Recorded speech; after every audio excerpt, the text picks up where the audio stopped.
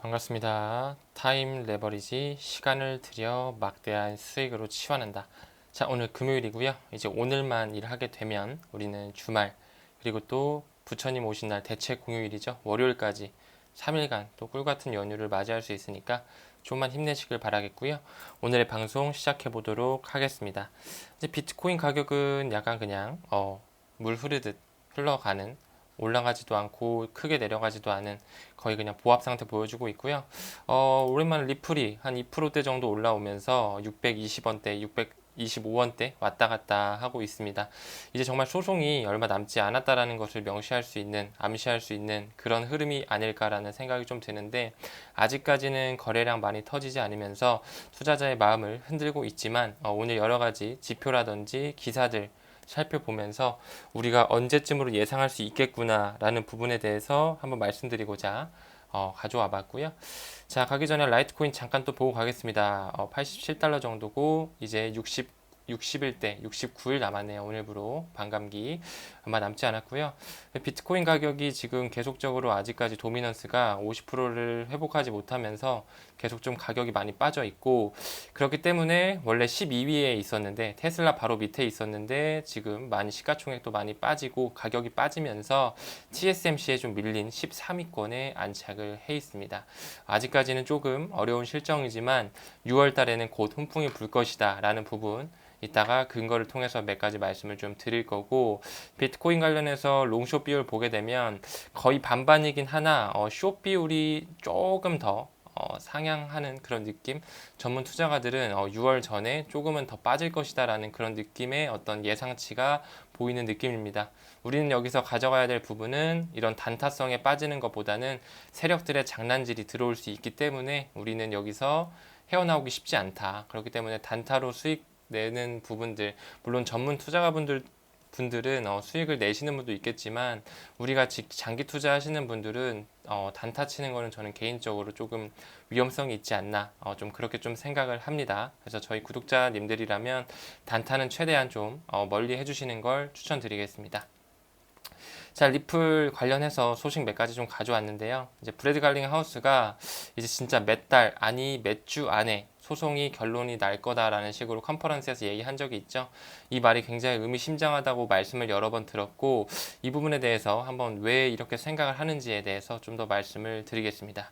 이 몇 달 아닌 몇 주 내라는 그 확신을 있게 브래드 갈링 하우스가 컨퍼런스에서 이야기를 했는데, 자, 일단 보면 여기서 기사는 5월 18일 기사고요. SEC의 그 힘먼 연설, 그 윌리엄 힘먼이 말한 이더리움은 증권이 아니다라고 얘기한 그 연설이 나온 부분에는 6월 6일에 공개가 될 것이라고 나와 있었어요. 6월 6일에 이제 나올 거라고 나와 있었는데, 보면은 법원이 지난 16일, 5월 16일 말하는 거고, 힘먼 연설 자료 비공개 신청을 기각한 지 21일째 되는 6월 6일에는 이 자료를 열람할 수 있다라고 설명을 했고, 이제 이게 열람이 가능하면 진짜 빼도 박도 못한 상황, 승소 또는 합의로 갈 수 있는 상황이 나올 것이다. 개인적으로 좀 그렇게 보고요. 여기서 우리가 하나 짚고 넘어가야 될 거. 그럼 6월 6일에 무조건적으로 결론이 나와서 우리는 6월 6일만 보고 가면 되는 거냐? 아닙니다. 오늘 기사고요. 힘먼 연설에 대한 개인적 의견 나왔습니다. 파란 글씨 보고 가시면, 자, 미국 가상화폐 정부 변화 제레미 호건 자신의 트위터를 통해 미국과 리플과 SEC의 미등록 증권 판매 소송 담당 판사가 힘먼 연설 공개일 전후로 약식 판결 내릴 가능성이 높다. 여기도 마찬가지로 얘기 나왔고, 여기서 보게 되면 자, SEC 소송에 승소할 수 있는 결정적 역할을 하는 증거다. 자, 힘먼 연설 전문 공개일은 내달 13일이다. 6월 13일을 또 여기서는 암시를 하고 있어요. 그렇기 때문에 우리는 제가 봤을 때 6월 13일, 뭐 6월 6일도 너무 좋지만 또 6월 14일, 저희 나라 시간으로는 6월 15일에는 또 미국 금리 인상 동결 발표가 있잖아요. 그런 부분에 있어서 우리가 6월 달은 한번 천천히 어떻게 지나가는지 좀 긍정적인 모습으로 지켜볼 필요가 있다. 제가 봤을 때 6월 중순까지는 좀 우리가 여유 있게 기다리면서 모아가는 그 스탠스를 가져가야 되지 않을까, 좀 그렇게 좀 생각이 듭니다. 그리고 또 한 가지 의미심장한 어떤 기사가 나왔는데 지금 리플이 약식 판결 앞두고 변호사 한 명이 이탈을 했습니다. 한 명이 나갔는데 이 변호사도 나가면서 하는 말이 리플과 SEC 간 소송이 이르면 몇 주 내에 매듭 지어질 수 있다라고 하면서 지금 계속적으로 이렇게 언급이 되고 있다. 과연 이 변호인은 왜 나갔을까? 계속적으로 조금 우리가 생각해 볼 필요도 있을 것 같아요. 저는 개인적으로 좀 의미심장하지 않을까. 이제 거의 2년 반 가까이 끌었기 때문에 이제는 정말 나올 때가 됐고, 그 다음에 또 큰 그림에서 봤을 때 이번 이제 하반기, 2023년의 하반기에는 비트코인 현물 ETF가 승인이 나야 됩니다. 비트코인 현물 ETF가 승인이 나야 이제 기관 투자자들의 자금, 그런 유동성이 풀리기 때문에 어느 정도 그런 톱니바퀴의 스텝이 맞으려면 지금 우리는 어느 정도의 승소 또는 합의의 가능성을 열어둘 필요가 있다. 언제까지? 6월 중순 정도까지는 우리가 한번 기다려 보자라는 겁니다. 지금 조금 이제 거시적으로 봤을 때 2023년에 들어서면서 우리 코로나 팬데믹 끝났죠. 코비드 19 끝났고, 그렇죠? 그러면서 이제 시장 경제가 다시 활성화가 되고, 그 다음에 이제 러우 전쟁, 지금 계속적으로 아직까지는 종전 상황이 나오진 않았지만 중국 시진핑 주석이 계속적으로 특사를 보내면서 어느 정도 협상하는 단계, 곧 종전 시그널이 나올 거라고 보고 있고, 또 6월에는 아까 말씀드렸던 미국의 금리 동결, 인하까지는 아니더라도 동결할 수 있는 가능성 충분히 있을 수 있고, 그리고 또 디폴트 상황 잘 넘어가서 부채 한도 상향을 어느 정도 또 늘릴 것이다. 이 부분 또 볼 수 있고요. 그 다음에 또 우리가 가져갈 수 있는 부분은 지금 우리가 가장 중요시하는 리플과 SEC의 소송 판결이 분명히 나올 것이다. 이 부분에 있어서 우리는 어느 정도는 조금 지켜볼 만하다라는 부분 좀 말씀드릴 수 있을 것 같아요. 그리고 또 뭐가 있을까요? 중국과 홍콩 자금이 들어오죠. 지금 계속적으로 언급을 드리고 있고 이 부분에 있어서 굉장히 큰 자금이 유입이 된다. 그렇기 때문에 6월 달은 여러모로 코인 시장에 있어서 하나의 터닝 포인트가 되지 않을까. 저는 좀 그렇게 보고 있습니다. 그리고 또 오늘 한 가지 굉장히 중요하고 큰 소식이 있는데요. 브라질 중앙은행 이제는 유럽을 넘어서 홍콩을 넘어서 아메리카 대륙까지 CBDC 사업에 참여합니다.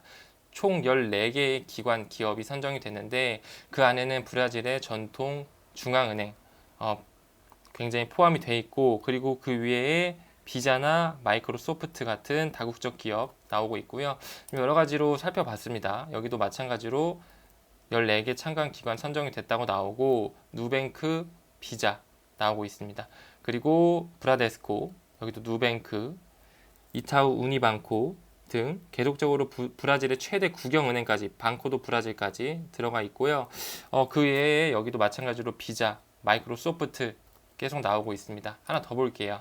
브라질 CBDC 프로젝트 참여고요. 여기도 누뱅크, 비자, 여기 하나 더 나오네요. MS, 마스터카드죠.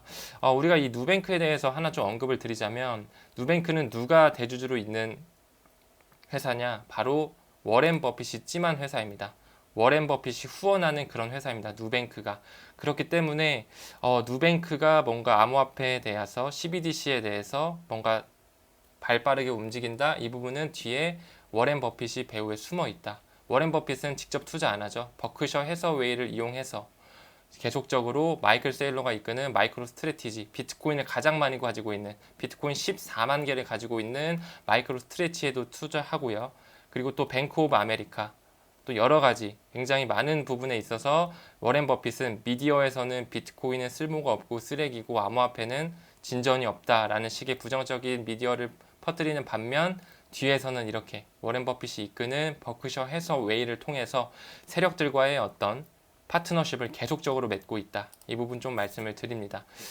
글로벌 자산운용 순위 잠깐 가져와 봤고, 우리가 이따가 아까 말씀드렸던 뭐 마스터카드라든지 비자, 뭐 시티뱅크도 그렇고 그런 부분에 있어서의 어떤 사람들이, 어떤 분들이 대주주로 있는지 한번 볼 겁니다. 지금 보면 세계 자산운용사 순위고 2021년 기준입니다. 조금은 지금은 순위가 바뀔 수 있지만 블랙록 1등이고요. 뱅가드 2등입니다. 3등은 스위스의 UBS인데 일단 좀 제쳐두고, 4등 피델리티, 5등 스테이트 스트리트, 6등 모건 스탠리. 1등에서 6등까지만 봐도 한 나라 빼고는 다 미국이에요.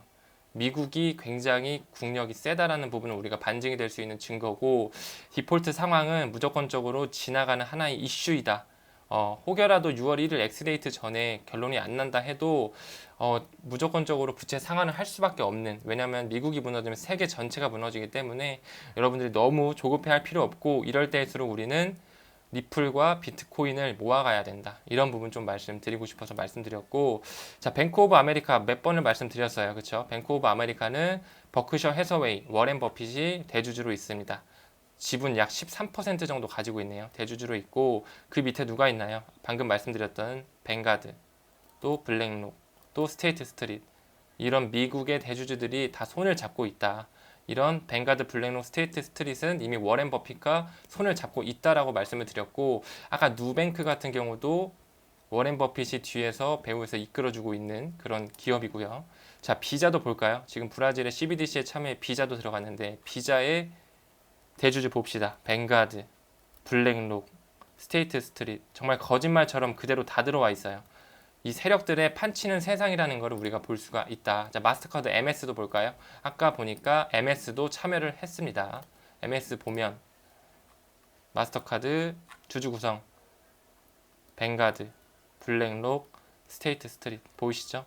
정말 소름 끼칠 정도로 이들은 뭔가 자기들이 짜놓은 판때기처럼 다 대주주로서 큰 지분을 가지고 있다. 마지막 하나 더, 시티그룹도 한번 우리 참고로 봐볼까요? 뱅가드, 블랙록, 스테이트 스트릿 보이시죠? 뭐 시티그룹뿐만 아닙니다. SBI, 이 은행도 뒤에 배후에는 소프트뱅크 손정희가 이끌고 있죠. 그 안에 뭐 쿠팡이라든지 우버 이런 부분도 굉장히 연관이 많이 되어 있는데, 이런 세력들은 다 하나로 연결이 되어 있다. 이분들은 이미 추후의 디지털 세상, CBDC의 세상의 도래함을 이미 인지하고 어느 정도는 서로의 판을 다 깔아놨다라는 부분을 좀 말씀드리고 싶어요. 지금 계속적으로 장세가 조금 어려운 가운데 투자자들 마음이 어려울 수는 있습니다. 하지만 이제는 웹 3.0의 시대, 스위프트 2.0의 시대, ISO 20022의 시대, CBDC의 시대가 이제 곧 머지않아 구현이 될 것이다. 맨 처음 인터넷 혁명, 개인 컴퓨터 혁명이 있기 전에 인터넷 혁명이 있었고, 개인 컴퓨터 혁명, 인터넷 혁명, 그 다음에 모바일 혁명이 있었죠. 그 다음에 우리가 나오는 블록체인의 혁명이 나올 것이다. 이제 그 시대가 곧 도래함에 있음에 꼭 알고 계셔 주시고, 계속적으로 이 리플은 지금 국가 단위, 기간 단위로 굉장히 세력을 넓히면서 어떤 국가의 송금 브릿지, 결제 이런 부분에 있어서 리플 레저로, XRP 레저로 계속적으로 세력을 확장하고 있는데, 정말 그 마크 필립스가 이야기한 어떤 그런 부분에 있어서 리플은 $10,000로 디자인되어 있다라는 부분이 진짜 어떻게 보면 한편으로는 정말 음모론이 맞을까 싶을 정도로, 리플은 계속적으로 세력을 확장해 나감에 있고 달러의 패권은 점점 죽어감에 있습니다. 그러면서 CBDC의 세상이 도래할 거고, 정말 리플이 만약에 급상승한다면 이 미국이 리플을 세계 준비 통화로서 브로드캐스팅 하겠죠. 우린 이 부분을 조금 더 여유 있게 천천히 모아가면서 2025년이 되기 전까지는 계속 모아가서 우리가 언제 좋은 시기에 팔아야 될지는 추후에 이야기해보는 걸로 하겠습니다. 자, 오늘 금요일 항상 모두 힘내시고요. 성투하는 우리 여러분들 되셨으면 좋겠습니다. 감사합니다. 좋은 하루 보내세요.